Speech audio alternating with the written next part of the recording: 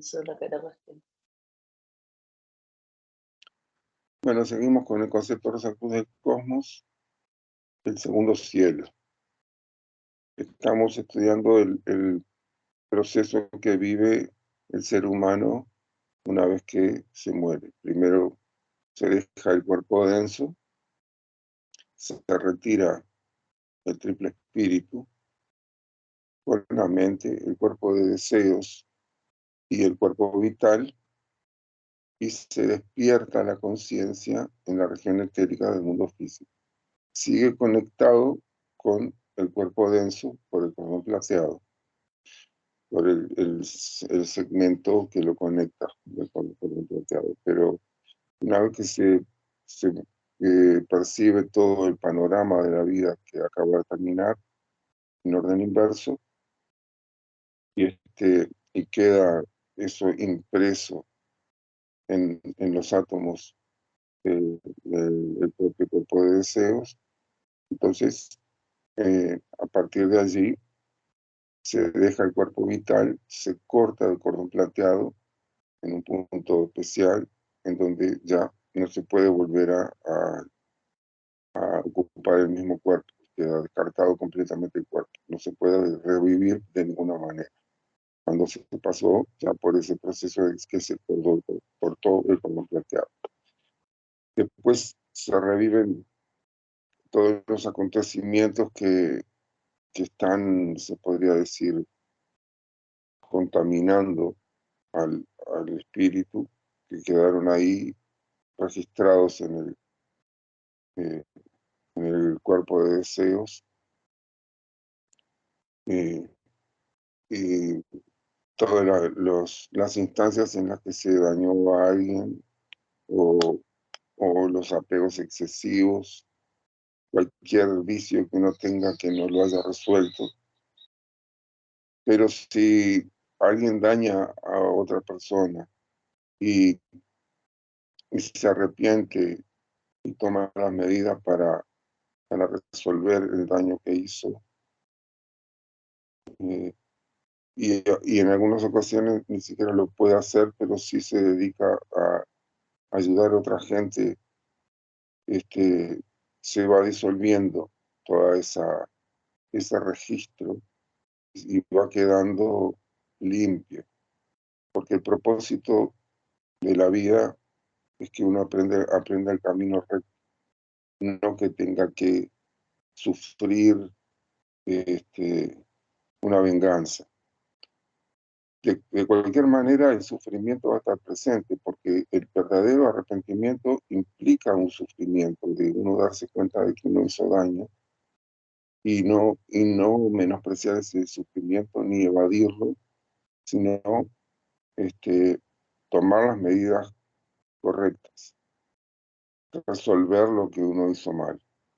Entonces, eso hace que el pasaje por la primera etapa del mundo del deseo, que se llama purgatorio, sea mucho más rápido. En cambio, si uno no se arrepintió y hizo daño y tiene vicios que no ha resuelto, entonces tiene que sufrir ahí en el purgatorio por no haber manejado bien todos esos asuntos, hasta que queda completamente limpio de todo eso. No tiene los problemas resueltos porque esa limpieza es una limpieza en la que no ha participado consciente y voluntariamente. Eso se hace cuando uno está viviendo en el mundo físico. El, el tiempo del mundo físico tiene la enorme importancia de que es cuando uno puede enfrentar los problemas y hacer lo necesario, descubrir cómo hacerlo y hacer lo necesario para resolver esos problemas que uno tiene. Entonces, cuando lo resolvió, ya quedó eh, con un estado, ya conquistó esos problemas y llega a un nivel de libertad en donde ya queda completamente eso superado. Eso es lo que se propone con la vida en la Tierra. bueno, después que se pasa por el purgatorio, también se pasa por el primer cielo, disfrutando, que está dentro del mundo del deseo, las regiones superiores, disfrutando por el bien que uno hizo y aprendiendo todo lo que le falta, teniendo una noción de lo que le falta por aprender y compenetrándose de eso que le va a servir la siguiente vida para poder facilitarle todo el trabajo de lo que le falta, que esté al alcance de aprender.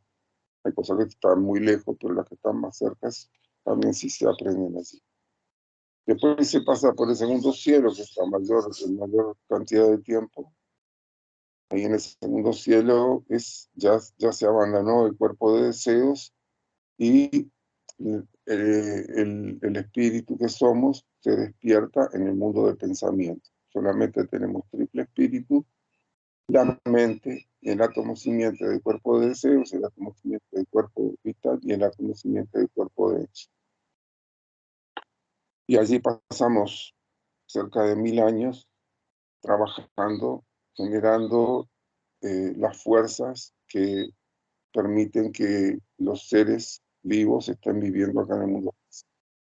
Es decir, que gracias a los muertos es que nosotros vivimos, porque ellos generan las fuerzas que actúan sobre los éteres que permiten el funcionamiento del cuerpo de ellos. Y trabajamos también entre otras cosas en eso y en otros aspectos de la construcción de cuerpos. Tenemos que llegar a ser expertos constructores de nuestros propios vehículos, en nuestro cuerpo denso. Y es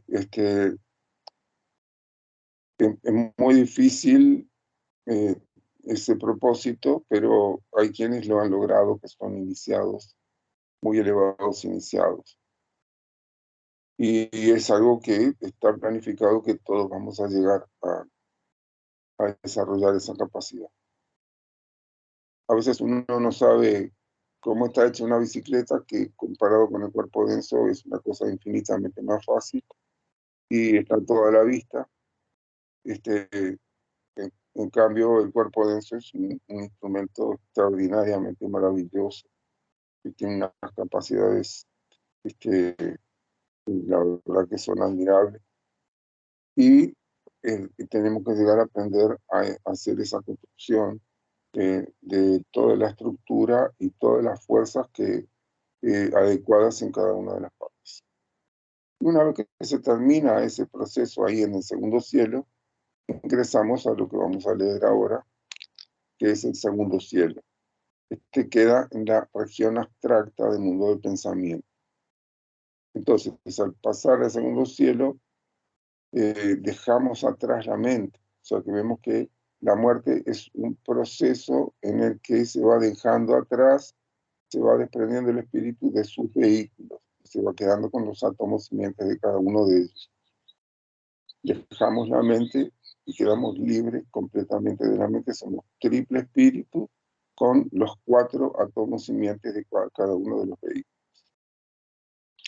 Y entonces Michael nos dice, finalmente el hombre, el ego con mayúscula, el triple espíritu, ingresa en el segundo cielo, cubierto por la envoltura de la mente que contiene los 3 átomos simientes, la quinta esencia de los 3 vehículos descartados. Cuando el hombre muere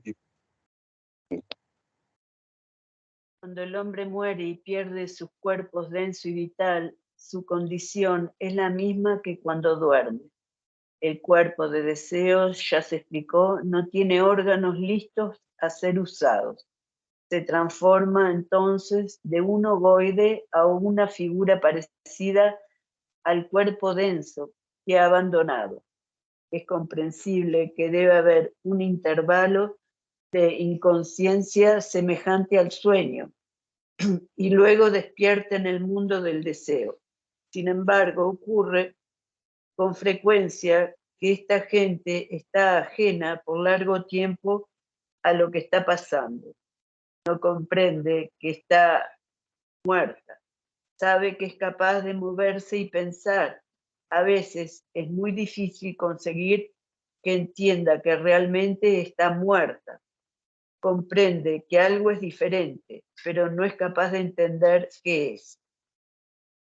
No ocurre así, sin embargo, cuando se hace el cambio desde el primer cielo, que está en el mundo del deseo, hasta el segundo cielo, que está en la región del pensamiento concreto. Entonces, yo dije mal, porque el segundo cielo está en la región del pensamiento concreto, no llegamos todavía al tercer cielo. Sí, se me patinó la mente. En realidad todavía no hemos abandonado la mente cuando estamos ingresando. El segundo cielo es ahí, esa instancia en la que todavía permanecemos con la mente y vamos a estar cerca de 1000 años. Discúlpenme que me equivoqué ahí. Sí, continúo.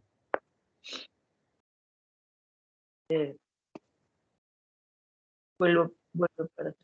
No ocurre así, sin embargo, cuando se hace el cambio desde el primer cielo, que está en el mundo del deseo, hasta el segundo cielo, que está en la región del pensamiento concreto.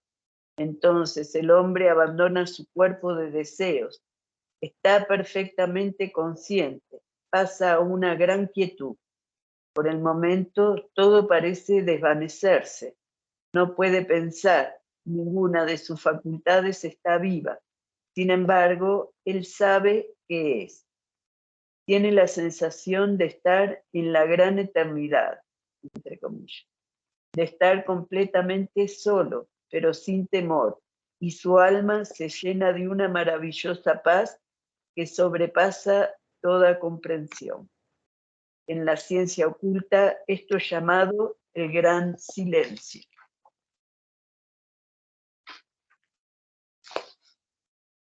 Luego llega el despertar. El espíritu está ahora en su mundo hogar, el cielo. Allí el primer despertar trae al espíritu la música de las esferas, entre comillas. En nuestras vidas terrestres estamos tan inmersos en los pequeños ruidos y sonidos de nuestro limitado entorno que somos incapaces de oír la música de las esferas en movimiento, pero el científico ocultista la oye. Él sabe que los 12 signos del zodíaco y los 7 planetas forman la caja de resonancia y las cuerdas de la lira de 7 cuerdas de Apolo. Sabe que si una sola disonancia empañara la armonía celestial de este gran instrumento, habría una destrucción de la materia y una colisión de mundos. El poder de la vibración rítmica es bien conocido por aquellos que han dedicado al tema un mínimo estudio. Por ejemplo, se ordena a los soldados romper el paso cuando cruzan un puente. De otro modo, su paso rítmico destruiría las más fuertes estructuras. La historia bíblica sobre el sonido del cuerno del carnero mientras se marchaba alrededor de los muros de la ciudad de Jericó no es absurda a los ojos del ocultista. En algunos casos similares cosas han pasado, sin que el mundo sonriera con incrédulo desdén. Hace unos años, una banda de músicos estaba ensayando en un jardín cercano al sólido muro de un viejo castillo. En cierto momento, se dio un tono prolongado y muy penetrante. Cuando esa nota sonó, el muro se desplomó súbitamente. Los músicos habían tocado la nota clave del muro, la cual fue prolongada lo suficiente como para destruirlo. Y con respecto a esto, lo que quiero decir es que la nota clave tanto puede construir como puede destruir, puede fortalecer, aplicar una fuerza fortalecedora de una estructura o puede llegar a destruirla y depende de cómo se ejecute esa nota clave. Y está bueno que uno lo sepa también en relación con el cuerpo denso de uno, porque cada cuerpo denso de uno tiene una nota clave que responde al arquetipo que está precisamente allí en el mundo del pensamiento. Entonces, cuando se llega a ejecutar esa nota clave en forma rítmica, es decir, no permanente, sino ejecutarla y entrar en un silencio, después volver a ejecutarla y volver a entrar en otro silencio, hacer un ritmo y además también de forma suave, eso va produciendo un efecto constructivo y reparador dentro del cuerpo denso. Y se puede llegar a producir problemas muy serios de salud, muy graves, si esa nota clave se toca en forma permanente y en forma estridente, demasiado intensa. Bueno, continuemos, ¿sí?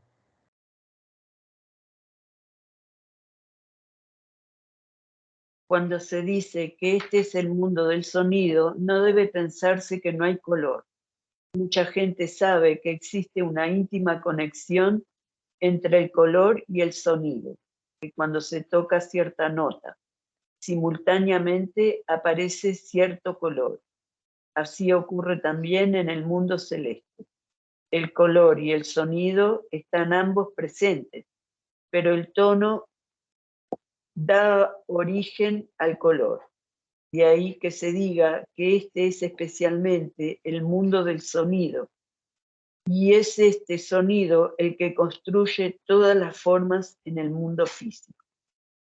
El músico puede oír ciertos tonos en diferentes partes de la naturaleza, tales como el viento en el bosque, el romper del oleaje en la playa, el rugir del océano y el murmullo de las aguas.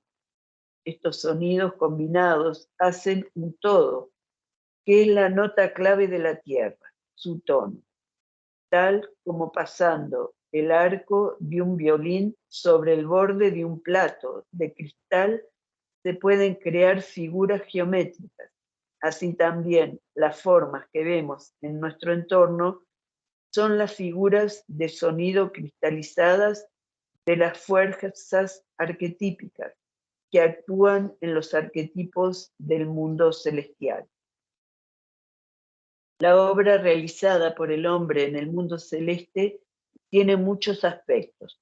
No es la suya para nada una existencia inactiva, soñadora o ilusoria.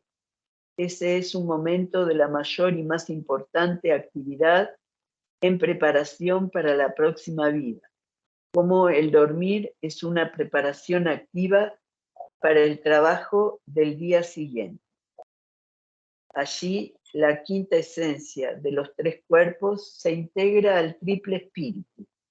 Tanto el cuerpo de deseos como el hombre haya trabajado durante la vida purificando sus deseos y emociones, será integrado al espíritu humano, dando así una mente mejor para el futuro. Tanto del cuerpo vital como el espíritu de vida haya trabajado, transformando, espiritualizando y así salvado del deterioro al que está sujeto el resto del cuerpo vital, será amalgamado con el espíritu de vida para asegurar mejores cuerpo vital y temperamento en la siguiente vida. Tanto del cuerpo denso como el espíritu divino haya salvado por su recta acción, se integrará a él y proporcionará mejor entorno y oportunidades.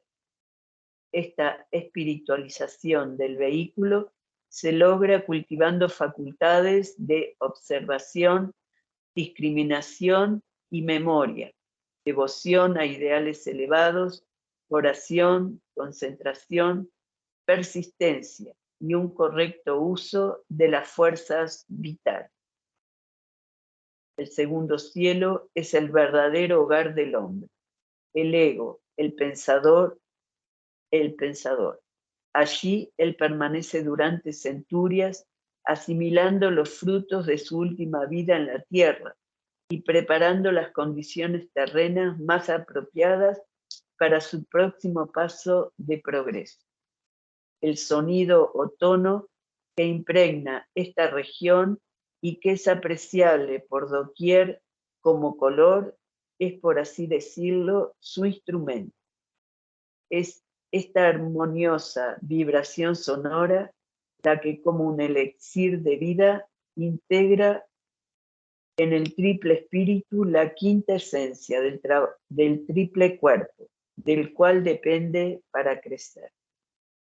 Bueno, esta quinta esencia de la que habla Max Heindel, que se va integrando al espíritu, la quinta esencia de cada uno de los cuerpos, tiene otro nombre también. Se llama el alma.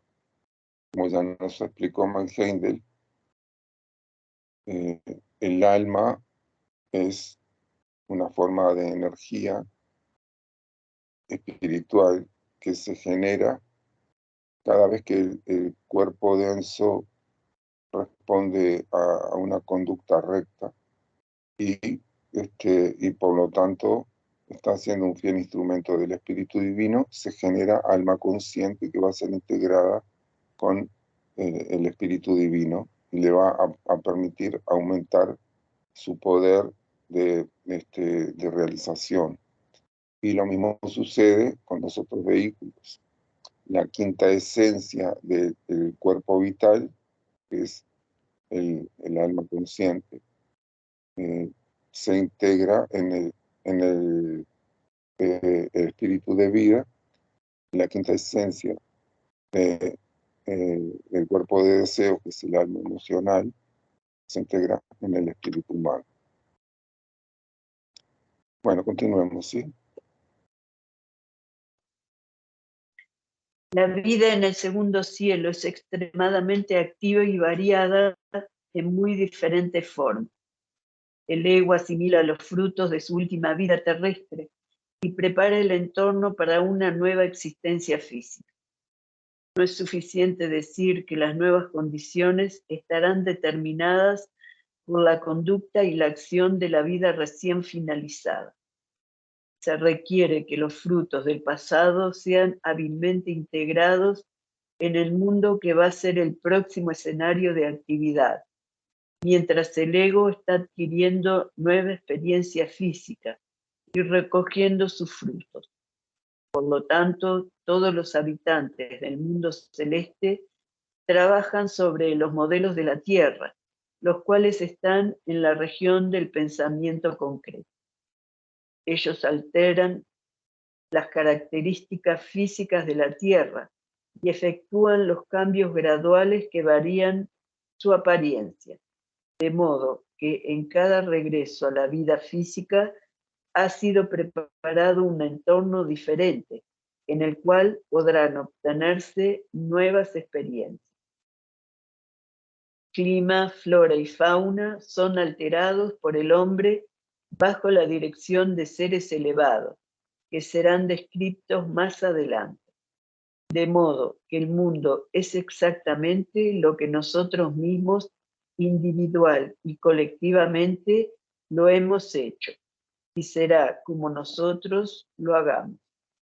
El científico ocultista ve en todo lo que ocurre una causa de naturaleza espiritual manifestándose, sin omitir el predominio y el alarmante aumento de los disturbios sísmicos que derivan del pensamiento materialista de la ciencia moderna. Bueno, nosotros vemos cómo los seres humanos que ya han abandonado los tres vehículos inferiores, cuerpo denso, vital y cuerpo de deseos, actuando ahí desde el segundo cielo, ya con el alma o la quinta esencia de estos tres vehículos integradas en el espíritu, trabajan para crear las condiciones que ellos mismos van a vivir cuando vuelvan a la Tierra en la siguiente vida.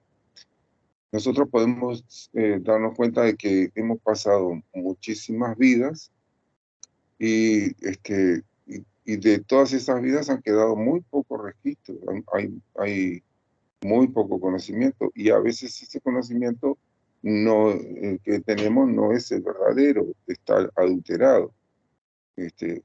Tenemos que darnos cuenta que la gran mayoría de la humanidad era completamente analfabeta durante una enorme cantidad de tiempo, y los registros escritos fueron apareciendo hace algunos miles de años, y algunos empezaron a aprender a comunicarse de esa manera, y eso fue dejando elementos como para que tengamos alguna idea, alguna noción de lo que sucedió allí. Antes quedaron algunos monumentos, como las pirámides, y nos podemos dar cuenta, por ejemplo, que el relato oficial de los acontecimientos está cuestionado mismo por el propio Manstein. Con respecto a las pirámides famosas de Egipto, se nos dice que oficialmente que hace algunos pocos miles de años que fueron construidas, 3.000 años, una cosa así, 3.500 años, y Max Heindel nos dice que tienen 250.000 años, que es una diferencia notoria. Ahora, nos queda la incertidumbre de cómo es posible eso, qué pasó, cómo se construyó eso, y se nos abre una incertidumbre para un montón de otros aspectos de la vida. Pero tenemos que estar tranquilos, porque el hecho es que nosotros somos los que vamos generando las condiciones que nosotros mismos vamos a vivir naturalmente, de acuerdo al desarrollo que tengamos con nuestros vehículos. Fundamentalmente, el desarrollo de la mente hace que las condiciones se vayan adecuando a lo que nosotros necesitamos. Aquel que que trabaja con la mente, indagando, preguntándose, investigando en profundidad los asuntos de la vida, se plantea las hipótesis, reúne material, observa, observa el comportamiento alrededor de uno, y no se deja impresionar emocionalmente. Es decir, no deja de tener sensibilidad, pero supera las reacciones de cuerpo de deseo que son de repulsión o de atracción. No cae en ilusiones, entonces se toma el trabajo de no engañarse a sí mismo, que es lo que hace el cuerpo de deseo.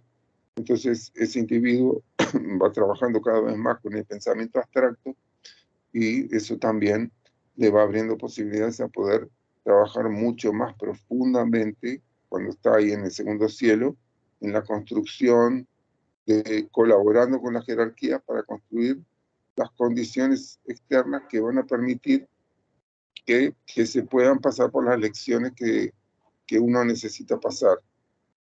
Y eso, nosotros podemos estar miles de millones de seres humanos juntos aquí, y cada uno en las condiciones que estamos viviendo está recibiendo las lecciones adecuadas a sus posibilidades. Aunque algunas lecciones puedan ser las mismas para todos, algunos las van a ir asimilando mucho más rápidamente y otros las van a asimilar mucho más lentamente, porque hay resistencias emocionales, porque hay condicionamientos, etc. Entonces, el asunto es que tarde o temprano, la verdad de la experiencia que uno tiene que vivir acá en el mundo físico va a aflorar. En buena medida hay algunos que abren ese camino, pero y otros se van beneficiando de eso. Pero en definitiva, todos los seres humanos vamos a tener que estar asimilando lo que tengamos que asimilar. Aquellos que no lleguen a hacerlo porque están demasiado atrapados en su naturaleza inferior, bueno, tienen que repetir el curso. No van a ser descartados, sino que van a tener que pasar por las mismas lecciones en otro tiempo. Así que básicamente esto es un sistema en el que no hay premio y castigo, sino que cada uno va recibiendo las consecuencias de su labor. Cuando se trabaja bien con una buena disposición, con un buen ánimo, con un deseo de saber cómo son las cosas para poder incorporarse a trabajar, a hacer bien todo lo que está al alcance de hacer uno, entonces ahí se va abriendo todo un camino que conduce a una realización espiritual. En cambio, y mismo la gente que, aunque piensen que son materialistas y que no tienen ninguna creencia espiritual, lo que vale es el compromiso con lo verdadero y con lo justo. Hay gente que han sido toda su vida ateos y han llegado en determinado momento, en buena medida también por profundizar en sus estudios científicos de una forma genuina, han llegado a reconocer que necesariamente tiene que haber Dios, cosa que está dependiendo no de que le hayan implantado una creencia ni de que esté apegado a algo, sino que está dependiendo de que aflore esa necesidad de conocer lo verdadero en el ámbito que uno está indagando. Entonces, tenemos que darnos cuenta de que las jerarquías confían que ese proceso se está realizando en los seres humanos. Evidentemente que hay algunos que cuesta mucho más, y entonces este, la- l- los requerimientos de la vida espiritual van produciendo sacudidas, no porque quieran producir conmoción, sino porque si uno este, es como una resistencia eléctrica, si uno tiene una resistencia extremadamente grande, entonces se va a producir mucha dificultad para que pase la energía. Y eso produce determinados efectos. Si uno tiene mucha facilidad, entonces no se va a producir ninguna conmoción. Todo depende del trabajo que nosotros hayamos hecho con lo que hemos recibido, que son nuestros vehículos. Y siempre fue así. Y siempre hemos tenido la comprensión de las jerarquías, pero también la decisión de no intervenir en la medida que nosotros podemos resolver lo que estamos viviendo. Tenemos que aprender a resolverlo y poner todo nuestro esfuerzo. Si hay algunas cosas que no están a nuestro alcance, igual tenemos que poner nuestro mejor esfuerzo, nuestra mayor dedicación, y no en un instante, sino en la vida. Entonces eso nos lleva a acercarnos a nuestros límites y ahí sí vamos a recibir las ayudas adecuadas para poder destrabar lo que sea necesario destrabar. Pero la vida en la Tierra es el tiempo en el que cuando tenemos cuerpo denso, estamos viviendo aquí en este nivel vibratorio, es cuando tenemos la oportunidad de abrir nuevas posibilidades. Después, cuando pasamos a los mundos invisibles, ahí tenemos que estamos sometidos a lo que hemos desarrollado cuando estábamos aquí en el mundo físico.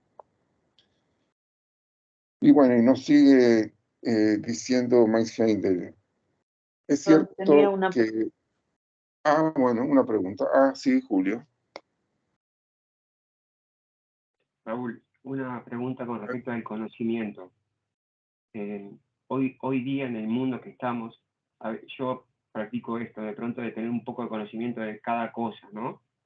Pero es verdad que a uno le pide profundizar en algunos aspectos. Por ejemplo, la parte espiritual, el conocerse internamente, ¿es conocimiento? ¿Se puede tomar como un conocimiento? Porque de pronto yo sé que hay algo superior, que es la creación, que no necesito ser científico para reconocerla. Digo, si viajar al interior de uno es parte de un conocimiento. Es una pregunta de pronto, Raúl. Sí, sí. Sí, es un conocimiento, lo único que, claro, uno puede entrar en el propio interior a ciegas, a ir descubriendo ahí lo que hay y a veces puede caer en equivocaciones. Entonces, buena parte del progreso del conocimiento humano ha estado plagada de equivocaciones. Lo único que hay algunos individuos que ya han pasado por allí y han aprendido dónde están las equivocaciones, y entonces nos cuentan. Parecería que es sensato tener en cuenta lo que nos dice. no para seguirlo ciegamente, sino para, es como que si alguien dice, mire, por este camino se va a encontrar que hay una parte en donde hay una, una subida demasiado grande y el camino está lleno de baches y puede tener algún problema. Entonces se le va indicando cuáles son las condiciones del camino que uno va a ir encontrando. Lo mismo que nos cuenta, por ejemplo, Mike Heindel nos dice cuál es nuestra constitución, cómo estamos, cómo funciona nuestra naturaleza inferior, cómo hace para autoengañarnos, ¿no? Entonces, ese conocimiento, que es un conocimiento de segunda mano, indirecto, puede ser una prevención para que cuando nosotros incursionamos en el interior, podamos detectar si hay alguna forma de equivocación o si estamos haciendo una incursión completamente sana y pura. Porque tenemos que darnos cuenta que el engaño y el autoengaño existe en la humanidad en todos los tiempos. Entonces, el conocimiento indirecto es una parte del asunto que uno tiene que tener en cuenta, pero es insustituible el conocimiento directo. Y también tenemos que saber que tenemos que desarrollar sentidos que todavía están latentes y que ya se están empezando a despertar en alguna parte de la humanidad. En la medida que desarrollamos esos sentidos, vamos a poder percibir la región etérica y eso nos va a permitir un conocimiento mucho más cabal y directo de nuestro cuerpo vital, por ejemplo. Entonces, aún con las limitaciones que tenemos en nuestro tiempo, el conocimiento interno, el conocimiento propio es fundamental, con todas las precauciones que acabo de decir. Bueno. Gracias, Raúl. De nada.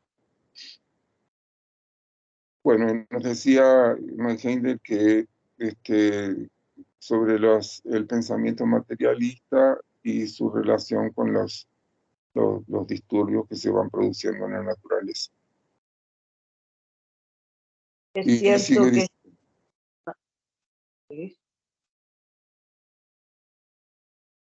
es cierto que estos disturbios pueden ser ocasionados por causas puramente físicas, pero ¿es esta la última palabra sobre el tema? ¿Podemos obtener siempre una total explicación con solo registrar lo que aparece en la superficie? Seguramente que no. Vemos dos hombres conversando en la calle y repentinamente uno golpea al otro, derribándolo. Un observador podrá decir que un pensamiento colérico lo derribó.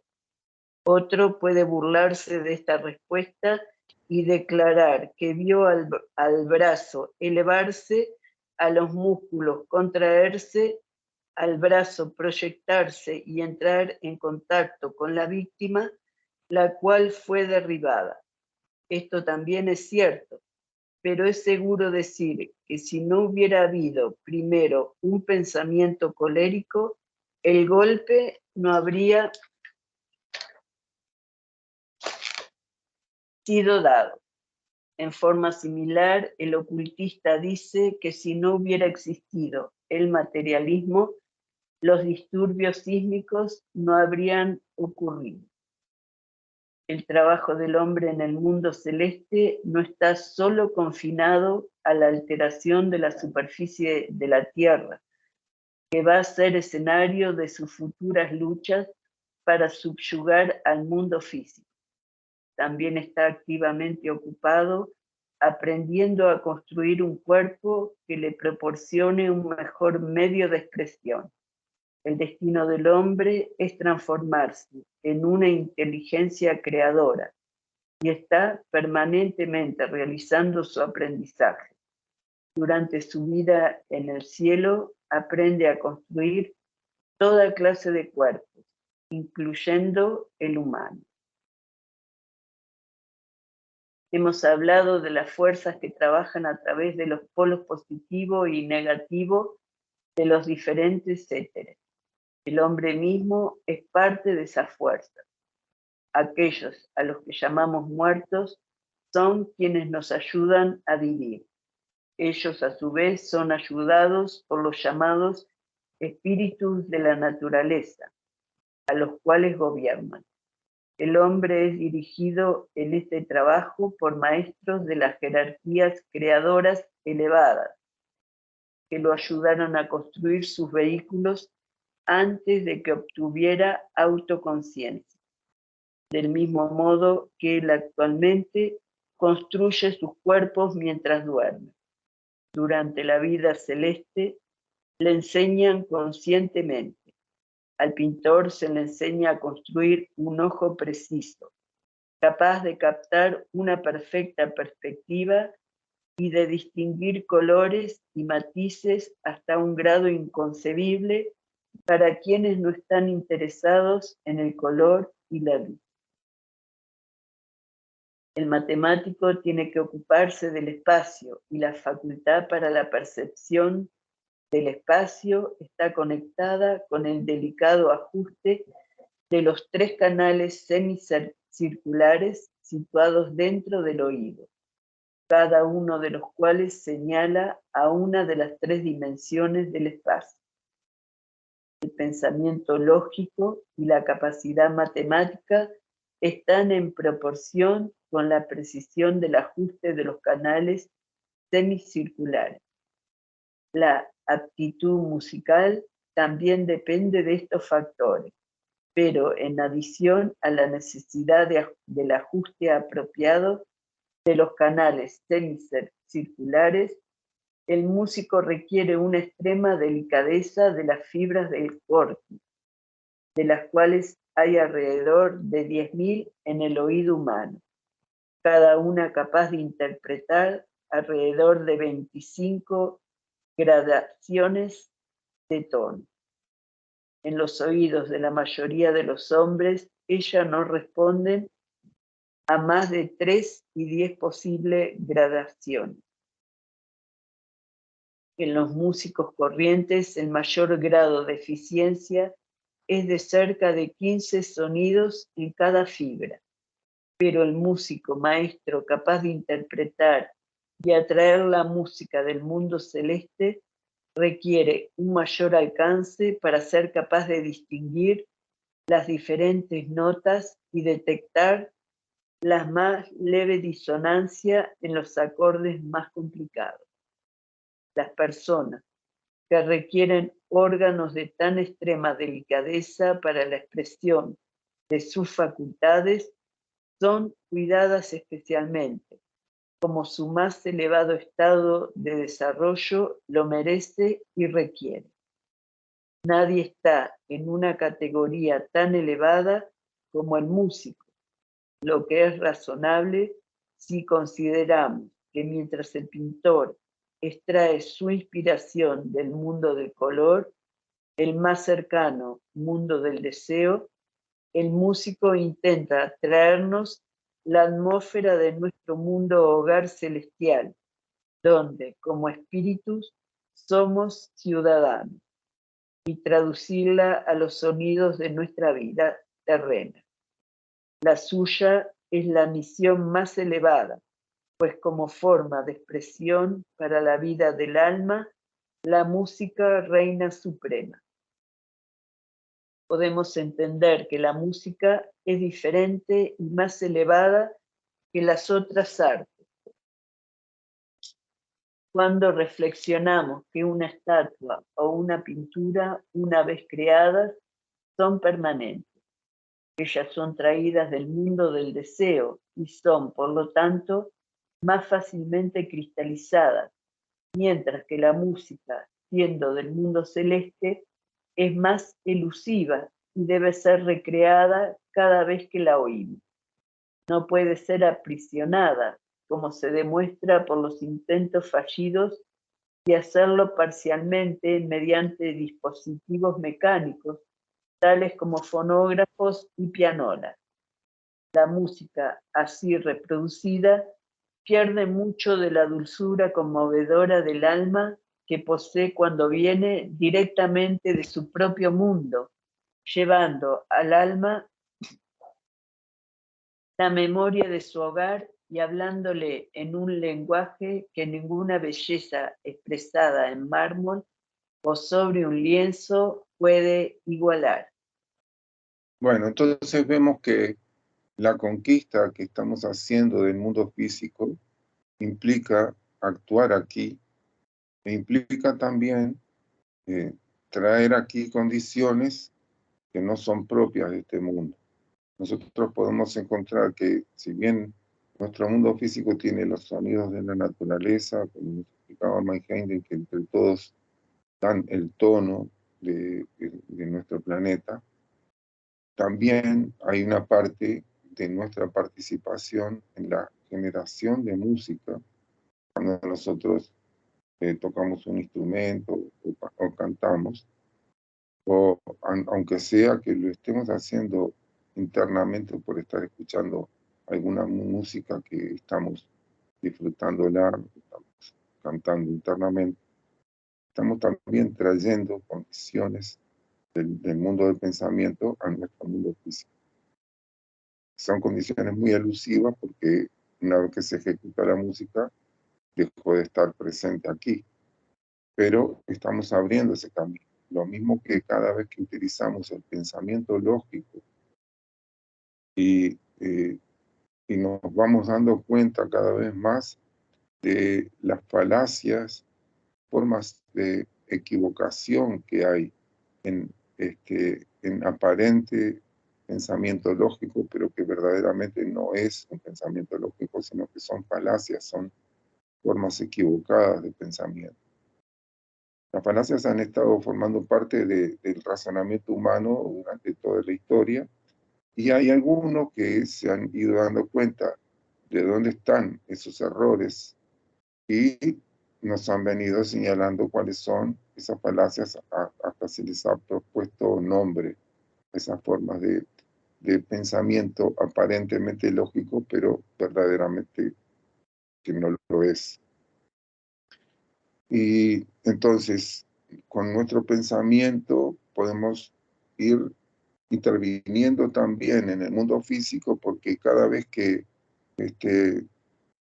planificamos algo que vamos a construir, sea una casa para el perro o sea alguna obra mucho más grande, eso es expresión del pensamiento, que tiene que tener en cuenta la resistencia de los materiales, tiene que tener en cuenta un montón de conocimientos previos que ha desarrollado la humanidad, y que lo ha desarrollado gracias a un trabajo muy serio y muy riguroso que hace que las cosas funcionen en la actualidad. Algunas no funcionan porque no se tienen en cuenta el conocimiento que se ha desarrollado en el pasado. Y entonces vemos como nosotros estamos aprendiendo a construir nuestros propios vehículos y también los vehículos de otros seres vivos, como el de este gatito que está acá encima mío. Ahora viene a pedir un poco de cariño. Estaba un poco triste porque se peleó con otro gato. Entonces ahora viene a que se le haga un poco de caricia. Y el gato también está haciendo un aprendizaje porque sabe cuál es su lugar para comer, porque nosotros los seres humanos, a los animales domésticos, le vamos enseñando algunas cosas, sabe dónde tienen que hacer sus necesidades y va aprendiendo una conducta así muy elemental. Cuando lleguen al estado humano y nosotros pasemos al estado angélico, van a empezar a hacer el aprendizaje que nosotros estamos haciendo, lo van a hacer, va a pasar a hacer también como nosotros ahora, cada vez más conscientemente. Hemos hecho todo un trabajo muy largo bajo la guía de jerarquías que nos están cuidando, están trabajando para que nosotros desarrollemos nuestro potencial divino, aprendamos a manejarnos cada vez más conscientemente en todos los mundos. Por eso también es importante el autoconocimiento, como preguntaba Julio, hace un rato. El conocimiento interno es algo fundamental, así como también el externo. Y tiene que haber una dialéctica. Uno hace lo que hasta el presente ha asimilado y lo tiene incorporado en el interior. Y lo que uno va haciendo, ya sea en las relaciones humanas o con los animales o en las actividades laborales o en lo que sea, tiene un efecto en el exterior y ese efecto nos trae la respuesta de nuestras acciones y nos señala los aciertos y los errores para que podamos asimilar más profundamente las lecciones que nos depara el mundo físico. Entonces, este es un proceso dialéctico constructivo. Hay otro proceso dialéctico que de otra gente que ha considerado la dialéctica que verdaderamente lo hace de una forma que no es constructiva. Esta es la construcción que se va haciendo en el interior del ser humano, gracias a que su acción no tiene una buena intención, pero la acción externa produce un efecto de repulsión de otra gente. Entonces uno tiene que ajustar la acción no solamente a la buena intención, sino que también a conseguir el efecto que uno quiere. Y de esta forma vamos aprendiendo a manejarlos. Bueno, creo que por aquí podemos quedarnos. ¿No? Solo esta carilla para terminar el segundo cielo. Entonces vamos a ver si debemos hacer tercero. Muy bien, adelante. El instrumento a través del cual el hombre percibe la música es el órgano de sentido más perfecto del cuerpo humano. El ojo no es de ningún modo fiel, pero el oído lo es, en el sentido de que él oye cada sonido sin distorsión, mientras que el ojo frecuentemente distorsiona lo que ve. Además del oído musical, el músico debe también aprender a construir una mano larga y fina, con dedos delgados y nervios sensitivos. De otra forma no sería capaz de reproducir las melodías que oye. Es una ley de la naturaleza que nadie puede habitar un cuerpo más eficiente que el que sea capaz de construir. Primero él aprende a construir un cuerpo de cierta clase y luego aprende a vivir en él. De este modo descubre sus defectos y se le enseña a remediarlos. Todos los hombres trabajan inconscientemente en la construcción de sus cuerpos durante la vida prenatal, hasta que han alcanzado el punto en que la quinta esencia de sus previos cuerpos que ellos han reservado debe ser integrada a estos.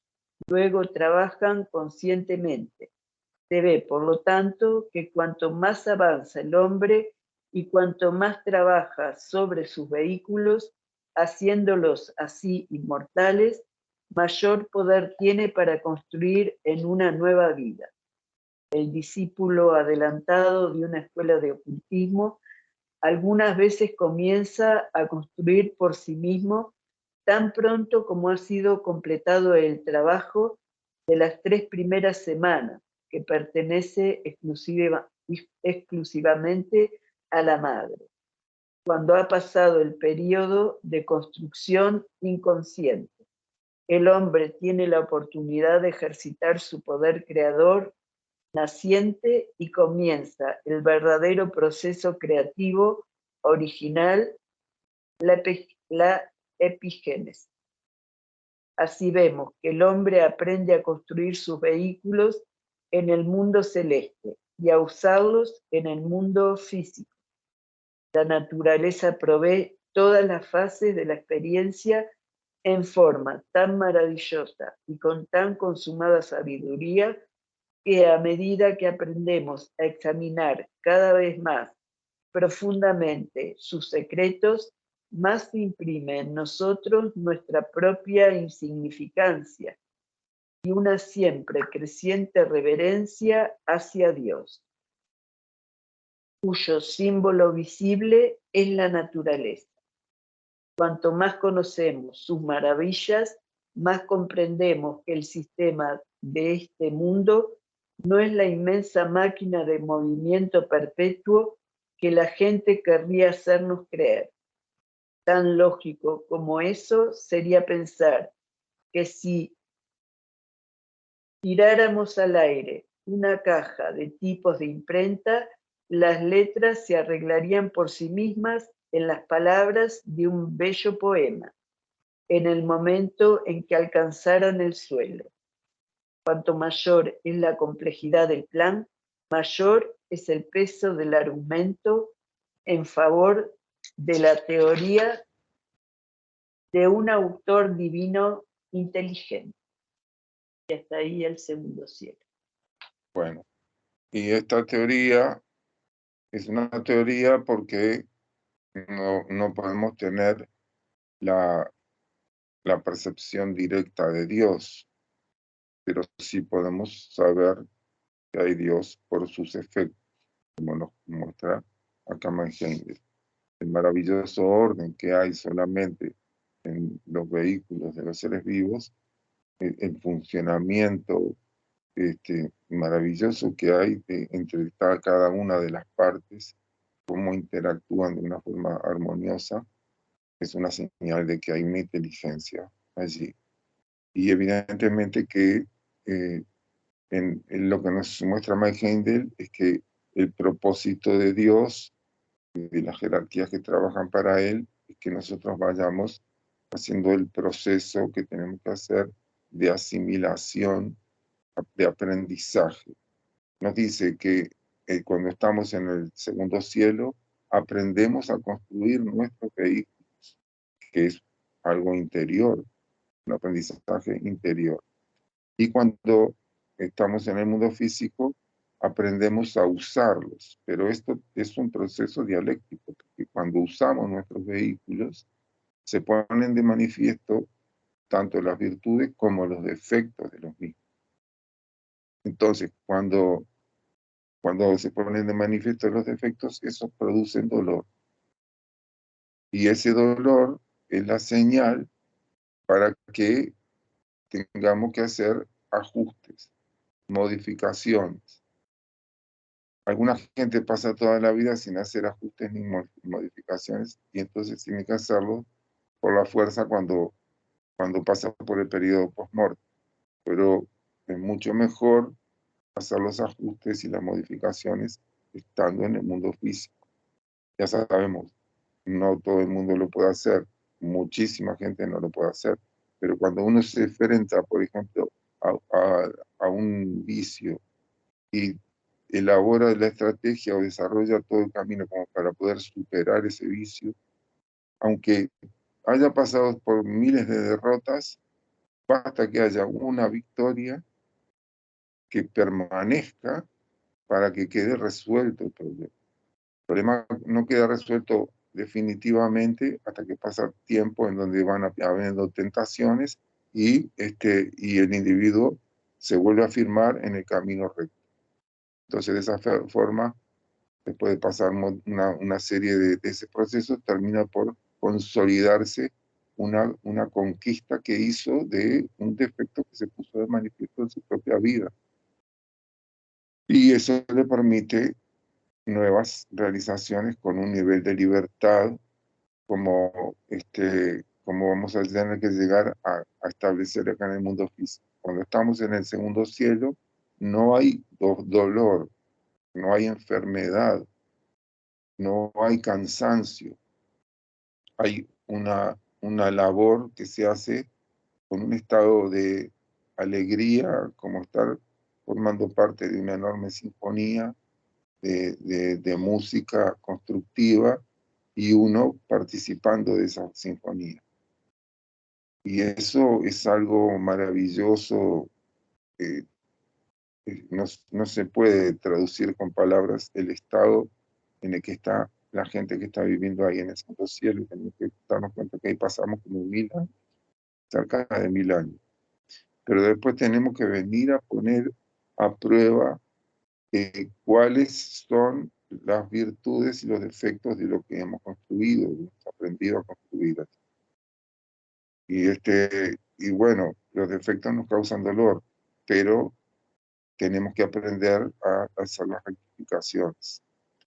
Y eso va a hacer que al final podamos llegar a desplegar todo nuestro potencial divino acá en este mundo físico y llegar a algunas condiciones que hay gente que cree que van a ser imposibles, pero que son, por ejemplo, las que Cristo nos prometió. Cristo prometió pocas cosas, una de las cuales es la vida eterna. Y tenemos que llegar a poder establecer acá en el mundo físico la posibilidad esa de la vida eterna. Y también nos vamos a tener que desapegar del mundo físico, porque el propósito no es tener una vida eterna en el mundo físico, sino que cada vez colaborar más con los más pequeños que nosotros. El reino animal es el inmediato más pequeño, pero también hay otros seres humanos que están pasando necesidades que también pueden contar cada vez más crecientemente con nosotros en la medida que vayamos haciendo nuestro desarrollo de potencial divino. Así que bueno, dejamos para la semana que viene el tercer cielo. Muchas gracias por estar. No sé, ¿alguna pregunta? ¿No? Julio, ¿tu mano es antigua o hay una nueva pregunta? Caducó, Raúl, la mano. Antigua. ¿Cómo? No. Que no es... Ah, Ya respondiste, Raúl, gracias. Muy linda la clase de hoy. Bueno, gracias por estar. Curación. El lunes, ¿no? No, domingo 9. Ah, domingo. Está bien, perfecto. Bueno, o sea que mañana tenemos curación. ¿Hacemos a las 7? Sí. A las 7. Perfecto. Debe estar yo también, porque... Bueno. Gracias. Bueno, Bueno, muchas gracias. Adiós. Gracias. Raúl. Chao. Gracias.